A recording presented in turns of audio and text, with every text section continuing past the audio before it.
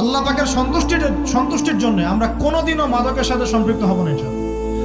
আর বিশ্বাস করেন, শুধুমাত্র মাদকদ্রব্য নিয়ন্ত্রণ অধিদপ্তর এই আইন কানুন এগুলো দিয়ে, জরিমানা দিয়ে মানুষকে মাদক ছাড়ানো যাচ্ছে না, যাবে না।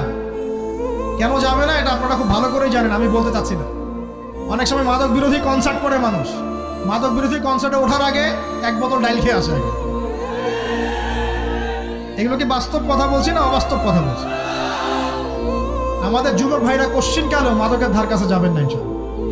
এই হাদিসটা মনে রাখেন, নবী সাল্লাল্লাহু আলাইহি ওয়াসাল্লাম বলেছেন, কেউ যদি মাদকদ্রব্য সেবন করে তার 40 দিনের নামাজ কবুল হবে না।